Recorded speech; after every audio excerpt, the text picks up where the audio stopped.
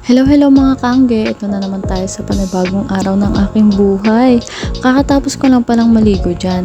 Aalis kasi ako ngayon. Uy, kala mo naman saan pupunta? Napagutusan ako mamili ng katol sa labas. Walking distance lang kasi ang dali sa amin, kaya ako na lang mag-isang pupunta. Ang dami kasing lamok, paggabi, ang sakit makakagat. Actually, sa probinsya, nung bata pa kami, sanay talaga kaming nakakulambo. Pero nung nagtrabaho na ako at nalipat na dito sa Manila, di na ako sanay.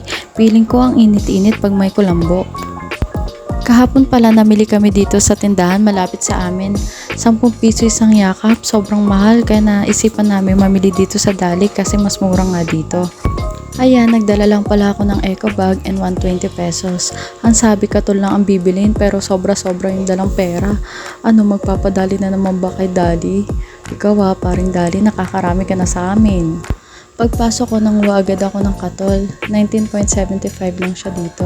And yan nga, nakakita ako ng hot cake. 20 pesos lang siya, napakamura. Nanguha na rin ako ng dalawa. Masarap din kasi yung hot cake nila dito. Mag-a-add ka lang ng egg, then pwede na. Nanguha na rin pala ako ng mayonnaise para sa salad. Nakita ko rin pala tong pansit canton, napakamura. Nanguha na rin ako ng dalawa. Ayan na pala yung pinamili ko. 10 piso na lang pala yung natira. Thank you sa pagsama. Bye-bye!